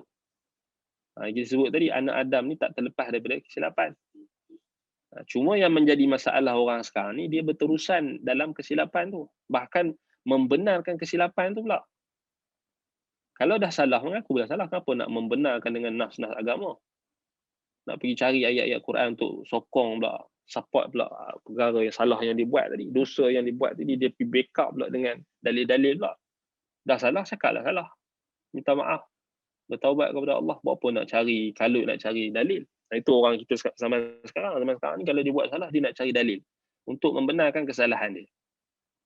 Itu beza kita dengan para Nabi Rasul. Sebab tu kita ni syaitan lagi suka, lagi datang, lagi banyak datang. Kan? Itu kita kena faham. Wallahu ta'ala a'lam. Baik. Kemudian, kita baca balik pada perkataan Imam Ibn Qayyim. Wa minha anna syaitan ahrasu ma yakunu 'ala al-insan 'indama yahummu bil khair aw yadkhulu fihi. فهو يشتد عليه حينئذ ليقطعه عنه وفي الصحيح عنه صلى الله عليه وسلم إن الشيطان تفلت علي البارحة فأراد أن يقطع علي صلاتي الحديث وكلما كان الفعل أنفع للعبد وأحب إلى الله كان اعتراض الشيطان له أكثر. Yang ke-6, syaitan ni dia sangat-sangat bersemangat nak mengganggu manusia ketika mereka ingin melakukan atau mula untuk membuat kebaikan. Ini kita kena faham. Syaitan ni dia paling semangat sekali nak ganggu bila orang mula nak buat baik. Ataupun ketika buat baik. Atau mula nak buat baik. Mula nak berubah. Dia paling semangat sekali. Ketika itulah syaitan akan berusaha dengan sekeras mungkin untuk menggagalkan niatnya. Menggagalkan niatnya. Ataupun dia akan kalih kepada bentuk yang lain, maksiat yang bentuk yang lain, ataupun dia kena faham syaitan akan mulakan dengan syirik. Okay. Tak boleh syirik yang besar dimasuk oleh syirik kecil. Ujub, riak, sum'ah. Dia akan level-level. Dia tahu orang ni tak akan buat kufur. Dia akan datang dengan kufur yang kecil ataupun syirik yang kecil. Kan? Orang tu nak berubah. Ini kita tengok kebanyakan. Orang nak berubah. Tetapi syaitan datang. Bila dia dah berubah sikit, dia dah tinggalkan maksiat, syaitan akan datang. Kau tengok ni, kau. Orang lain semua masih lagi dalam keadaan gini. Kau dah berubah. Kau dah jadi baik. Apa kata kau pergi cerita perubahan. Syaitan lah. Datang macam tu je. Apa kata engkau buat show pula kan, buat video engkau cerita pengalaman engkau berubah. Apa kata syaitan datang, kemudian dia start. Mula-mula niat baik nak cerita pengalaman berubah, tapi cerita pengalaman berubah duk cerita dia bangkit malam pukul berapa, dia cerita gini duduk bangga dengan amalan dia. So syaitan dah berjaya bawa dia masuk ke dalam perangkap yang lebih bahaya, iaitulah ujub, sum'ah, riak dan sebagainya. So syaitan ni dihalus. Nampak? Orang selalu orang nak berubah ni lah kan, kita dengar kan orang tu nak berhijrah, kemudian syaitan akan datang, dia pun syok sendiri, berubah, kemudian dia pergi ceramah. Kau nak bertaubat, taubatlah. Tapi kenapa kau taubat, kemudian kau pergi berceramah pula? Kau pergi ajar pula orang. Ajar orang. Padahal kau yang perlu belajar dulu. Ini jadi masalah orang kita sekarang ni. Bila orang tu berubah, dia terus jadi imam tu. Angkat jadi imam maksudnya pergi berceramah, berkhutbah, padahal orang tu masih lagi dalam peringkat dia kena belajar lagi. Itulah last sekali jadi allamah, jadi syekh. Baru berubah. Patutnya kena berubah, kena menuntut ilmu dulu. Kalau setakat nak cerita apa yang dia tahu tak ada masalah, tapi masalahnya sekarang ni dia jadi macam tu. So syaitan datang. Sebab tu syaitan, Ibnu Qayyim kata, ahrasu ma yakunu 'ala al-insan indama yahummu bil khair aw yadkhulu fihi. Dia paling semangat kalau dia tengok orang tu nak ubah kepada kebaikan ataupun buat kebaikan. So banyak kita tengok hari ni. Baik. Sebagaimana dalam hadis dalam sahih, Nabi SAW menyebutkan, sesungguhnya malam tadi syaitan telah mengganggu di hadapan aku, atau melompat-lompat ataupun berada di hadapan aku kerana ingin memutuskan solat. So Nabi pun diganggu oleh syaitan. Kita ni tiba-tiba syaitan takut dengan kita. Tak. Lagi syaitan seronok. Kan? Maksudnya semakin besar manfaat sesuatu perbuatan bagi seorang hamba dan semakin besar kecintaan Allah terhadap sesuatu amalan, maka godaan syaitan pun makin banyak. Makin hebat. Sebab tu makin nak buat baik, makin banyak. Makin datang syaitan punya godaan. Kita jangan ingat makin kita buat baik, makin syaitan lari. Tak. Makin buat baik itulah makin syaitan nak ganggu. Dan makin kita kena berwaspada. Dengan perangkap-perangkap dia, dengan talbisnya, tipu dayanya, belitannya. Sebab tu ulama bahaskan dalam perbahasan berkenaan dengan belitan iblis. Macam karangan Imam Ibnul Jauzi, Talbisul Iblis. Dan kitab kita ni Ighathatul Lahfan dalam bab dia. Sebab tu kitab Ighathatul Lahfan ni dia sama level macam kitab Talbisul Iblis, tapi dia lebih. Talbisul Iblis tu kita dah nampak hebat lah. Ibnul Jauzi kan bincang tentang talbis iblis kepada pembaca Quran, talbis iblis kepada ahli ibadat, talbis iblis kepada penuntut ilmu, talbis iblis kepada ulama, dan belitan-belitan iblis yang halus-halus. Sudah nampak okey, nampak hebat dah membahas perbahasan tu. Imam Ibnul Qayyim pun sebenarnya dalam kitab yang kita belajar ni, Ighathatul Lahfan, sama juga. Dia nak bincang tentang benda yang halus. Sebab tu penting bila kita belajar kitab ni, kita akan nampak benda-benda yang halus yang boleh jadi orang lain tak nampak. Sebab mungkin kelalaian dan sebagainya. Dan beratlah kita punya bila kita dah tahu benda-benda ni, kita akan tahulah macam mana beratnya. Gangguan syaitan tu akan lebih dahsyat bila dia datang kepada orang-orang yang nak buat baik. Kan? Orang yang berada di atas kebaikan.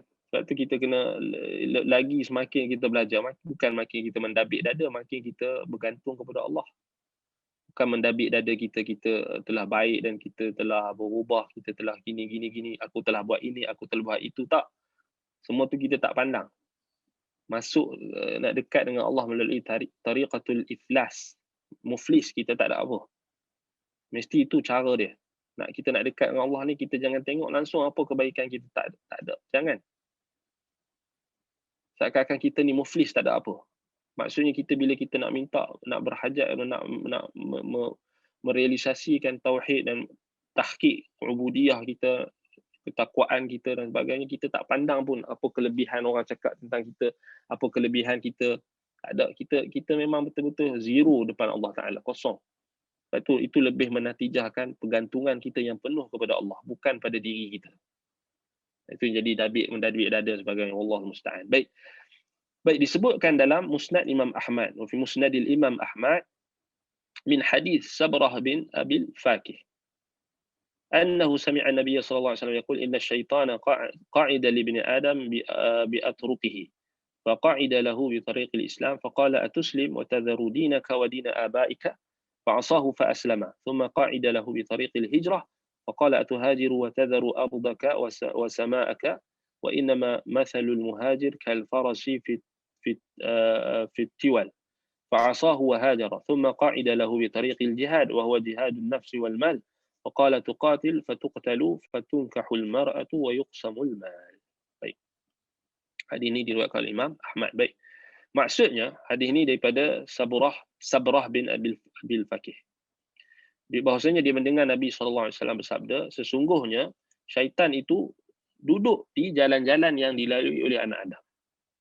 Syaitan ni Nabi bagi tahu dekat kita, syaitan ni memang dia akan duduk di mana-mana jalan yang dilalui oleh anak Adam. Dalam konteks ni jalan kebaikan yang anak Adam nak lalu.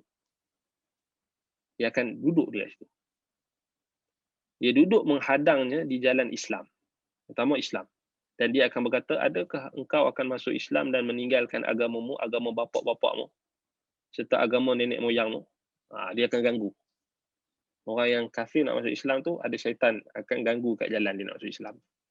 Bila dia nak masuk Islam, syaitan akan datang. Kalau kamu masuk Islam, susah. Kalau kamu masuk Islam, kamu akan dibuang keluarga. Nak masuk Islam ke? Dari situ lah. Itu bisikan dia. Kalau kamu masuk Islam, kamu tak boleh makan khinzir dah. Khinzir sedap ni. Kan? Ada setengah orang tu dia tak masuk Islam pasal dia punya syok makan khinzir tu. Dia boleh jadi sebab syaitan halang dia, jadi sebab syahwat tadi. Kalau kau masuk Islam, kau tak boleh dah minum arak. Sebab dia dah terlampau syahwat dia dengan arak. Kalau kau masuk Islam, kau tak boleh dah nak keluar dengan perempuan.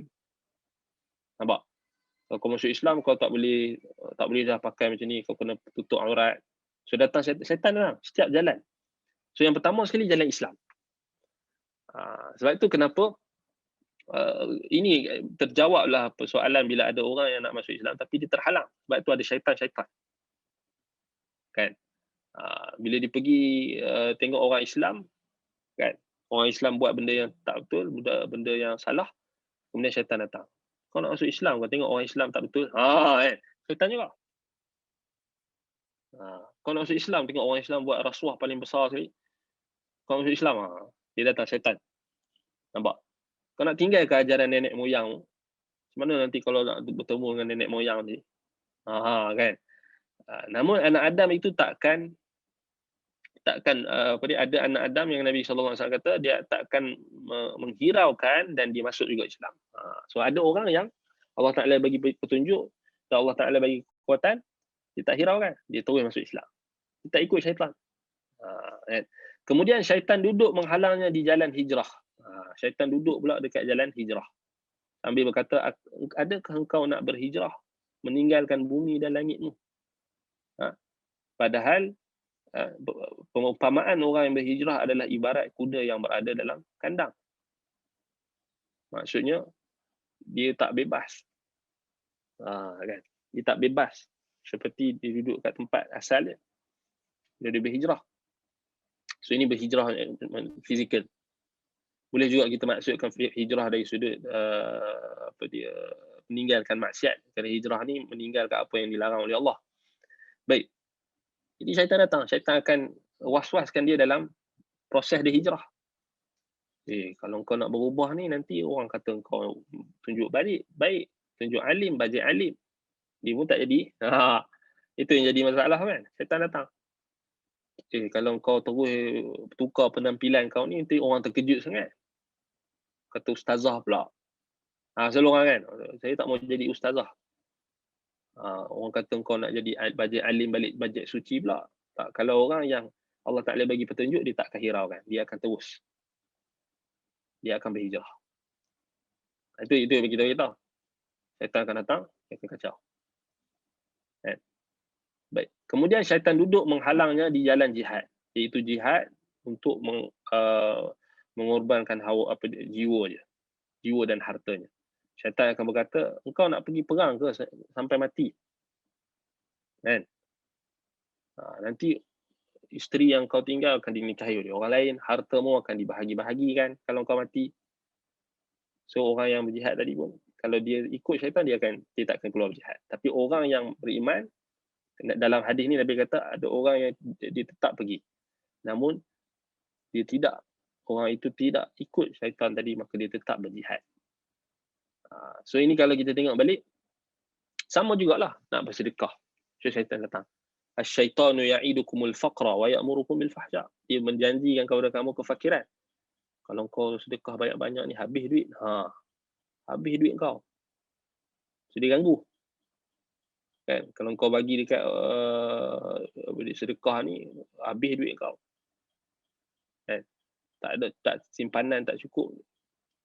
Dia datangkan gangguan. Nak berjihad. nak menuntut ilmu. Kalau kau pergi menuntut ilmu ni, kata sekejap lagi kau akan banyak kerja lagi, kau akan kena ulang kaji lagi kan. Kau ada ni, dia bagi macam-macam. So akan ganggu. So inilah kalau kita tengok balik dalam setiap jalan kebaikan ada syaitan yang akan ganggu.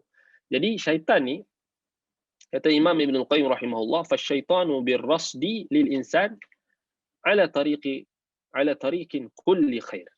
Ala tariqi kulli khair. Syaitan sentiasa akan ada dan mengawasi dan akan menghendap mana sahaja manusia itu berada di jalan kebaikan. Dia akan, orang yang pilih jalan maksiat tu dia seronok, dia tak perlu ada dekat jalan tu dah. Faham tak? Sebab tu dah hadis ni beritahu dalam jalan kebaikan. Ada menjalan maksiat tadi, syaitan tak perlu susah payah dah pergi kat jalan maksiat tu, hasut dia lagi, dah memang dia pergi dah. Tu beza dia. Nampak? Beza dia. Baik. Syaitan ada juga tapi tak macam kebaikan, jalan kebaikan ni. Dia lagi semangat nak menghalang. Baik. Kemudian waqala Mansur an Mujahid, ma min rifqatin takhruju ila Makkah illa jahaza ma'hum iblis mithla iddatihim. Rawahu Ibn Abi Hatim fi tafsirihi. Kata Mansur daripada Mujahid rahimahullah, tidak ada suatu kumpulan ataupun satu rombongan ataupun satu perkumpulan yang keluar untuk menuju ke Mekah kecuali iblis akan mengerahkan tentera bersama mereka sebanyak jumlah mereka. Ini datang dalam kalau kita tengok dalam riwayat Ibn Abi Hatim dalam tafsir. Maksudnya riwayat daripada Mujahid bin Jabr al-Makki, anak murid Ibn Abbas radhiyallahu anhu. Maksudnya nak pergi Mekah pun syaitan akan kerahkan kepala tentera dia sebanyak bilangan rombongan tersebut. Nak pergi Mekah ni bukan nak pergi Las Vegas ke, bukan, pergi Mekah. Bayangkan, syaitan akan kerahkan bala tenteranya sama dengan bilangan rombongan. Maksudnya setiap orang tu akan ada syaitan yang akan ganggu. Tu nak pergi Mekah tu, nak pergi tempat baik. Macam mana kalau orang tu nak pergi disco tadi, nak pergi tempat maksiat? Tak ada syaitan. Lagilah ada syaitan. Bahkan dia tak jadi syaitan dah. Syaitan kadang-kadang tinggal je. Sebab dia dah memang jadi syaitan dah. Ni bayangkan nak pergi tempat yang baik ni. Syaitan dah ada. Sebab itu, kalau kita tengok balik, kata Imam Ibn Qayyim, fahuwa birrasdi wala siyama inda qira'atil Quran fa'amara subhanahu al-'abda an yuhariba 'aduwahu alladhi yaqta'u 'alayhi tariq wa yasta'idhu billahi minhu awwalan thumma ya'khudhu fi as-sayri kama anna al-musafira idha 'arada aw 'urida lahu qati'u tariq ishtaghala bidaf'ihi thumma indafa'a fi sayrihi. Baik. Jadi syaitan ni dia sentiasa mengawasi, sentiasa akan pasang dia punya perangkap-perangkap dia dekat jalan-jalan kebaikan. Apa lagi ketika membaca Quran, sama juga baca Quran, dia akan pasang perangkap dia. So dia tahu dah orang ni, kalau baca Quran, tahu dah orang ni memang ada latar belakang penyanyi. So dia akan datanglah syubhat nyanyian. So dia tahu dah orang ni memang contohnya kaki perempuan, dia akan datanglah bila baca Quran tu, dia nak dengar bacaan-bacaan perempuan. Kan? Kemudian last sekali lepas baca Quran, sadaqallahul azim. Sedaplah suara tu, makcik tu. Sedaplah suara kakak tu. Sedaplah suara qari'ah tu. Alhamdulillah. Tak sampai pada makna Quran. Sampai pada dia nak cari siapa suara yang indahnya suara. Jadi macam nyanyian lah. Siapa nak cari, siapa dia ni? Nama dia sekian. Dengar kat radio. Nampak? Dengar kat radio. Syaitan datang. Sedapnya bacaan suara qari'ah ni. Syaitan datang, syaitan kata, takkan kau tak mau tengok muka dia kot? Syaitan datang. Lepas tu dia duduk kalut nak tengok muka pula. Nampak? Syaitan datang lagi. Takkan tengok muka je kot. Pergilah jumpa, ambil tanda tangan. Datang lagi syaitan datang. Sudah lari. Syaitan dia kita kena faham syaitan ni dia faham tabiat individu. Orang ni lemah kat mana. Dia buat research. Dia bukan tahu benda gaib, dia buat research. Sebab dia nampak kita. Dia bukan tahu apa yang, dia tak boleh baca kita punya minda, dia tak boleh baca hati kita. Tapi dia nampak apa yang kita buat. Sebab tu kita nak apa-apa pun kita kena berzikir kepada Allah. Masuk tandas, baca bismillah, baca doa, buka pakaian. So Nabi Allah Ta'ala perintahkan kita minta lindung. Sebab dia tahu tabiat kita. Kita ni lemah kat mana. Dia akan cari kita punya titik kelemahan. Sebab tu dalam baca Quran tadi banyak. Sebab tu kebanyakan orang yang dia menyanyi, syaitan akan suruh dia untuk baca Quran. Kemudian dia akan menyanyikan bacaan Quran dia. Last kali syaitan berjaya masuk perangkap dia.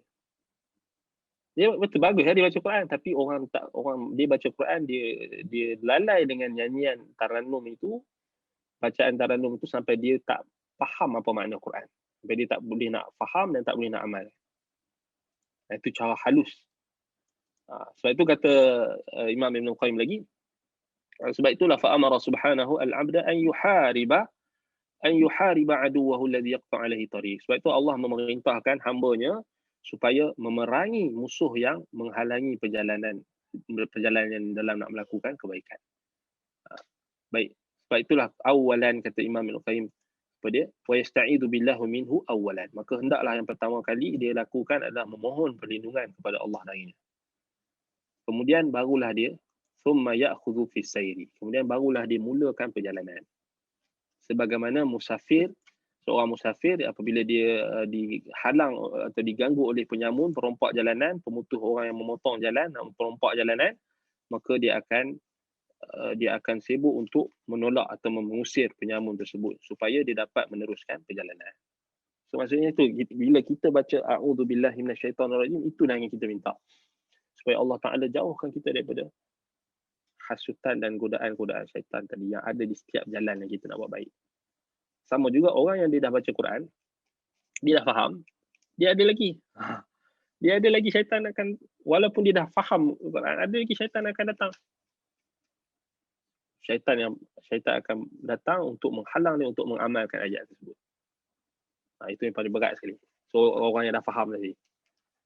Sebab tu makin apa kita kata, makin kita nak buat baik, makin syaitan akan semangat untuk menghasut kita. Sebab itu bila datang bulan Ramadan, Nabi SAW beritahu, sufidati syaitan atau sudifati syaitan, sufidati syaitan. Diikat atau dirantai syaitan-syaitan. Sebab itu kenapa pada bulan Ramadan ni sebahagian ulama berdalilkan dengan zahir hadis itu menunjukkan syaitan memang diikat.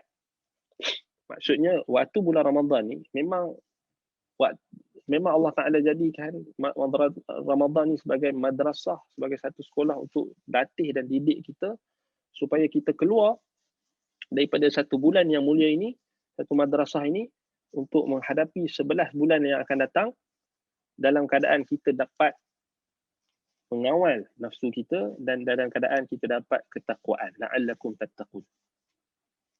Supaya kita dapat kawal. Sebab itu kalau bulan Ramadan ni tak dapat didik kita, bulan Ramadan ni masih lagi dia tak hormat bulan Ramadan, masih buat maksiat, masih lagi kita kata masih lagi berbangga dengan maksiat yang kita sebutkan tadi, memang celaka. Wal'iyadzubillah.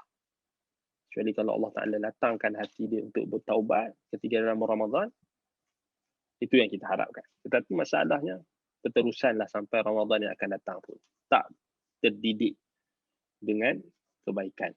Sebab tu dalam bulan yang mulia inilah kita nak kena didik. Sebab tu kita berpuasa, kemudian kita membaca Al-Quran, itu semua nak tahzib, nak didik jiwa kita. Sebab tu kalau orang yang masuk Ramadan ni masih lagi kemungkaran tu, dia nampak biasa, dia tak nak ubah, dia nampak dia biarkan pula kemungkaran, dia sokong pula kemungkaran, dia sokong pula perkara syirik, memang jauh lah daripada kebaikan. Wal'iyadzubillah. Baik, nasallallahu salamata wal afiyah. Baik, jadi nak rasa cukup setakat itu. Kalau ada soalan, baik, kita tadi soalan tadi kita dah jawab. Baik, kalau ada soalan lain, kita buka untuk soalan lain. Baik. Yang berkaitlah dengan kita. Baik, jadi kita kalau tak ada, kita berhentilah. Kita berhenti setakat yang ke-6. Yang ke-6. Yang ke-7 kita akan lihat faedah isti'adzah ni pada kelas akan datang, insya-Allah. Iaitulah apa faedah dan hikmah kita baca a'udzubillahi minasyaitonirrajim. Baik, mungkin ada orang tanya sebelum ni ada tanya pasal bulan Ramadan kan. Maksudnya bila Allah Taala perintahkan kita isti'adzah, adakah dalam bulan Ramadan pun kena baca a'udzubillahi minasyaitonirrajim ketika kita baca Quran? Ya, kena baca lagi. Fa idza qara'tal Quran fasta'iz billahi minasyaitonirrajim. Baca Quran maksudnya sekalilah pada awal yang kita baca tu a'udzubillahi minasyaitonirrajim. Baik, adapun dalam kita adakah kena baca setiap kali nak baca ayat Quran tu, setiap kali nak baca, contohnya nak istishhad dengan ayat Quran pun kena a'udzubillahi minasyaitonirrajim? Tidak, jawapannya tidak. Macam contoh kita bagi tazkirah ke, bagi ceramah ke, setiap kali kan bila kita mengajar kan kita perlu bawa ayat-ayat Quran. Takkan setiap kali kita nak baca ayat Quran tu a'udzubillahi minasyaitonirrajim. Tak, itu tak berlaku. Sebab tu kalau kita sahabat-sahabat Nabi sallallahu alaihi wasallam sendiri, bila Nabi ceritakan ayat Quran, Nabi tak akan baca a'udzubillahi minasyaitonirrajim. Bila Nabi dalam khutbah Nabi tak akan baca a'udzubillahi minasyaitonirrajim, tapi Nabi akan baca surat Nabi tulis ayat Quran kan. Nabi takkan macam ta'alau ila kalimatin sawa'in baina wa bainakum. Nabi tak tulis a'udzubillahi minasyaitonirrajim. Nabi maksudnya dia hanya hukum isti'adzah ni ketika tilawah. Ketika kita nak baca Quran, memang betul-betul baca Quran dalam mushaf ataupun dalam solat. Dalam solat itu saja. Adapun dalam khutbah tak disyariatkan dalam khutbah, dalam bila kita bersembang kita bawa ayat Quran kan. Tak diperintahkan. Walaupun sebahagian ulama kata digalakkan, tetapi yang sahihnya kalau kita tengok balik tidak diperintahkan pada semua keadaan lah. Dia kena tengoklah macam kita nak bagi dalil kan. Orang tanya maksudnya kita bagi dalil ayat Quran dalam pengajian dan macam ni, tak perlulah sampai setiap kali nak baca ayat Quran tu a'udzubillahi minasyaitonirrajim. Wallahu ta'ala a'udzubillah. Yang jadi salahnya bila dibaca ba'da a'udzubillahi minasyaitonirrajim. Qala Allah Ta'ala ba'da a'udzubillahi minasyaitonirrajim. Salah, tak betul. Dari segi makna salah. Bahaya kan? Allah Ta'ala berfirman, qala Allah Ta'ala a'udzubillahi minasyaitonirrajim. Ba'da a'udzubillahi minasyaitonirrajim. Setelah, jadi seakan-akan Allah Ta'ala berfirman selepas aku memohon perlindungan kepada Allah. Seakan-akan macam Allah Ta'ala kata lepas aku memohon perlindungan. Tak betul. Qala Allah Ta'ala, sebut sajalah. Kan? Sebut. Baca ayat yang kita nak jadikan istidlal atau nak bawakan dalil. Qala Allah Ta'ala ya ayyuhallazina amanu kutiba alaikumusiyam. Tak yalah. Qala Allah Ta'ala ba'da a'udzubillahi minasyaitonirrajim. Ini selalu kita dengar dalam khutbah. Tak tepat.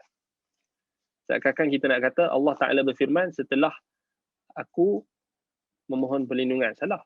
Seakan-akan kita nak kata bahawasanya setelah aku memohon perlindungan itu adalah firman Allah. Dia tak tepat. Sebab tu a'udzubillahi minasyaitonirrajim. Qala Allah Ta'ala. Okey lagi. Tapi tak ya. Qala Allah Ta'ala ba'da a'udzubillahi minasyaitonirrajim. Itu salah. Firman Allah Ta'ala setelah aku memohon perlindungan kepada Allah daripada syaitan dan jin. Macam Allah Ta'ala kata pula. Tak yalah.